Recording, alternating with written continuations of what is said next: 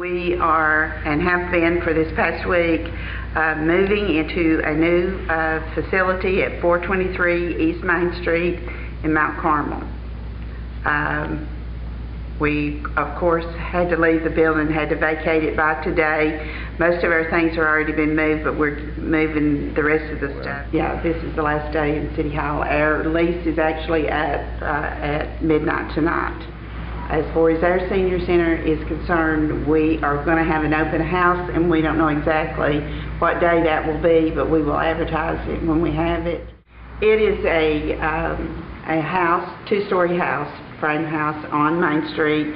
We are leasing it per month until we decide if we want to stay there permanently, or if we are going to try to find a bigger place in the future. We will have a small exercise room, probably around 5 pieces of exercise equipment in that room, and then the kitchen has to be a little bit remodeled because we don't have an electric stove. So we're going to have a kitchen. We're going to have some meals, not the meal program that we had before, but some meals that the seniors prepare. But we were really pressed for time. We really had to get out and get moving and get things moved out, because this has been a month process of been moving things, and we've got things in storage. We got things that house has a basement. We've got things up there in the basement. We got things in a storage building. We got things in people's garages. We got stuff everywhere. We was asked by the senior center to do some moving for them, so we come down here to help them get moved out of the senior center and move some of their equipment to different places for storage and into their new facility. So how many men have you brought with you today? We got about 6 people here today moving weightlifting equipment and desks and chairs and different things. Anything that's been left over, we're moving out from today. There was a way to take over the senior center without being forceful about it. The board could have went to the senior board, these senior boards, talked to them, worked something out, set something up where they were still a part of the board and the committee and the way to run things. So this was a completely wrong way of going about it. To force something on somebody is not the best way.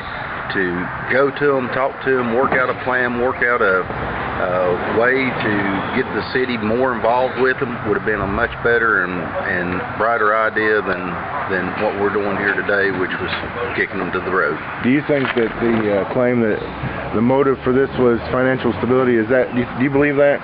I don't believe that, because if that was the situation, what the city is putting into the new budget for the senior center, if they'd have give that to the senior citizen center here now, then they would have had more than enough money to operate and more things that they could have done with the money.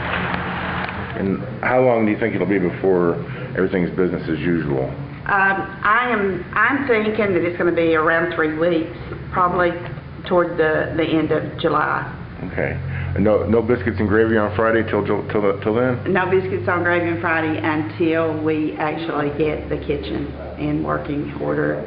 It's going to be a slow progress of getting to where we want to be, and I think that at some point in time, when there is a new mayor and administration, I think that the board of directors of my senior center, I think their goal is that they would like to one day be able to move back in here, combined with whatever senior center that is here, and maybe have a big membership of people coming in.